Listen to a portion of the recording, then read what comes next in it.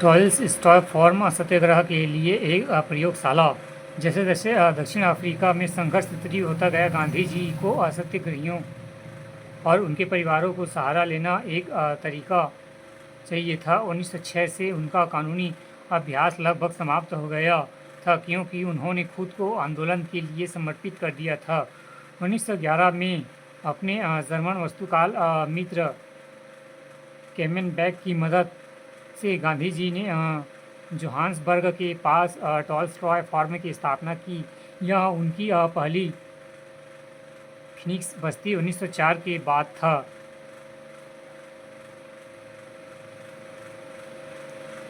जब एक आत्मनिर्भर समुदाय बन गया, जहां सत्याग्रही और उनके परिवार एक साथ रहते थे, सादा जीवन जीते थे और अहिंसक प्रतिरोध के लिए तैयार करते थे।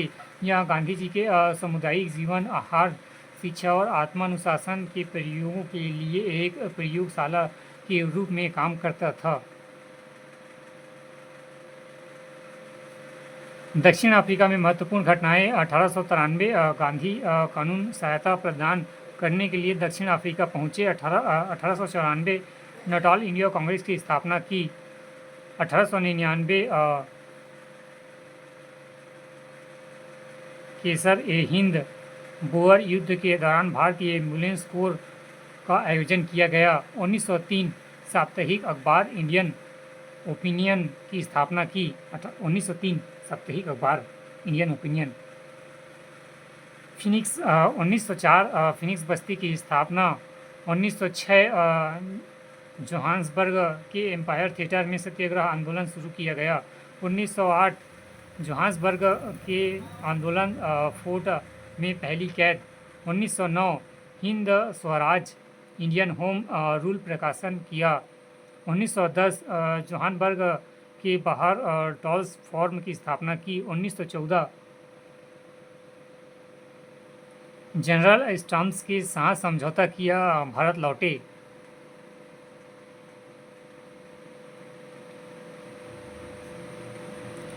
दक्षिण अफ्रीका में समझौता समाधान।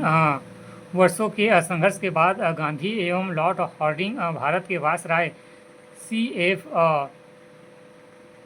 एड्रयूज और जनरल स्मट्स के बीच बातचीत की एक श्रृंखला के बाद 1914 में एक समझौता समाधान हुआ।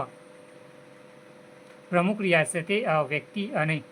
रियासतें पूर्व अनुबंधियों भारतीयों पर व्यक्तिकर उन्मूलन, पारंपरिक रीति और रिवाजों के अनुसार किए गए भारतीय विवाहों की मान्यता, भेदभावपूर्ण पंजीकरण प्रमाण पत्र आवश्यकताओं को हटाना, भारतीय आव्रजन मुद्दों को सहानुभूतिपूर्वक मनाने का वादा, व्यापक प्रभाव, अहिंसा प्रतिरोध का पहला सफल बड़े पैमाने पर अनुप्रयोग, संगठित जन कार्रवाइयों की शक्तियाँ का प्रदर्शन, गांधी को एक प्रभावी नेता के रूप में स्थापित किया गया, भारत में भविष्य के संघर्षों के लिए एक टेम्पलेट बनाया गया। इस समझौते के बाद गांधी और कस्तूरबा जुलाई 1914 में दक्षिण अफ्रीका को हमेशा के लिए छोड़कर भारत लौट आए, ताकि अपने तरीकों को बड़े पैमाने पर लागू कर सकें।